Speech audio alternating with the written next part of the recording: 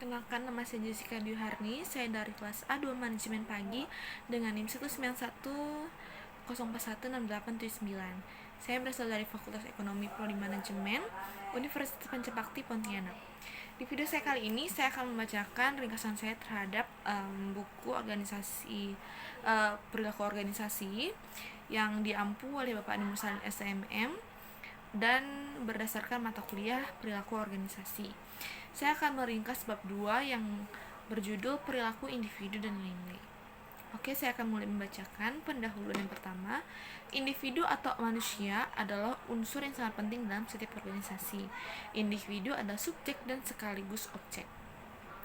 Individu sebagai subjek adalah perilaku atau penggerak atau motornya organisasi, dan sebagai objek, organisasi sendiri untuk memenuhi sebagian tujuan individu.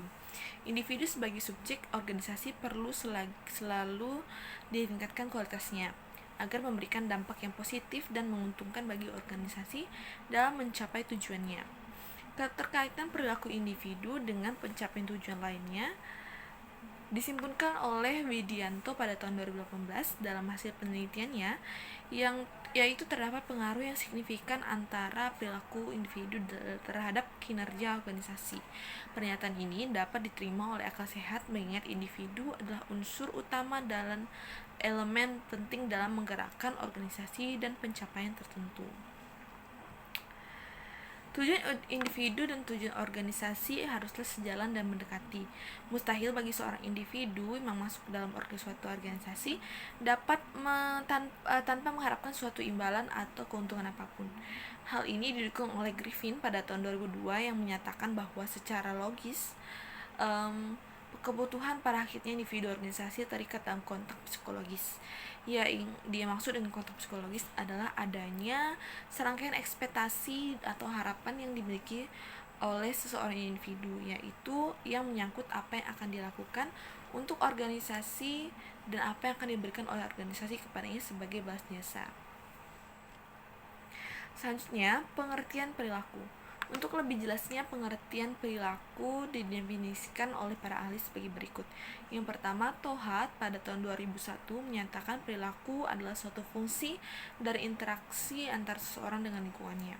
Yang kedua, Octaviana pada tahun 2014 mendefinisikan perilaku adalah segenap manifestasi hayati individu dalam berinteraksi dengan lingkungan, mulai dari perilaku yang paling nampak sampai yang tidak nampak, dari yang dirasakan sampai yang paling tidak dirasakan. Selanjutnya, Notuat Mojo pada 2010 menyatakan perilaku merupakan hasil daripada segala macam pengalaman serta diinteraksi manusia dengan lingkungannya yang terwujud dalam bentuk pengetahuan, sikap, dan tindakan. Perilaku merupakan respon atau reaksi dalam bentuk terhadap stimulus yang berasal dari luar maupun di dalam dirinya.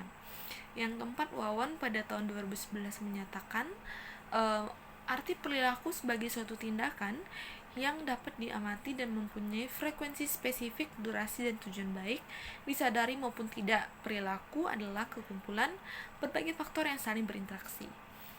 Cass dan Roverswijk pada tahun 1995 menyatakan perilaku adalah cara bertindak yang menunjukkan tingkah laku seseorang dan merupakan hasil kombinasi antara perkembangan anatomis, fisiologis, dan psikologis. Dan pengertian yang dilakukan para ahli, maka dapat disimpulkan bahwa yang dimaksud dengan perilaku adalah pengetahuan, sikap, dan tindakan individu baik yang nampak maupun tidak tampak yang dipengaruhi oleh lingkungan di mana dia berada. Selanjutnya, perilaku individu. Pengertian perilaku individu. Perilaku individu adalah cikal bakal dari perilaku organisasi. Perilaku organisasi merupakan gabungan atau totalitas dari perilaku individu-individu dan lain-lain yang ada dalam organisasi. Perilaku individu adalah interaksi antar karakteristik individu dengan karakteristik organisasi. Dengan demikian dapat dinyatakan bahwa perilaku individu adalah segala sesuatu pengetahuan, sikap, dan tindakan yang tampak maupun yang tidak tampak, yang dipengaruhi oleh lingkungan dan perankan dalam kehidupan sehari-hari. Selanjutnya, pembentukan perilaku individu. Perilaku individu dapat berbentuk sesuai dengan yang diharapkan oleh ke arah pencapaian tujuan. Menurut Walgito, pada tahun 2004, pembentukan perilaku dapat dibagi dengan 3 cara, yaitu pembentukan perilaku dengan conditioning dan atau kebebasan, pembentukan perilaku dengan pengertian atau insight, dan pembentukan perilaku dengan menggunakan model atau contoh atau teladan. Pembentukan perilaku dapat dikondisioning atau kebiasaan biasanya dilakukan dengan membiasakan diri dengan perilaku yang sesuai dengan yang diharapkan, sehingga semakin lama akan semakin terbentuk perilaku yang diharapkan.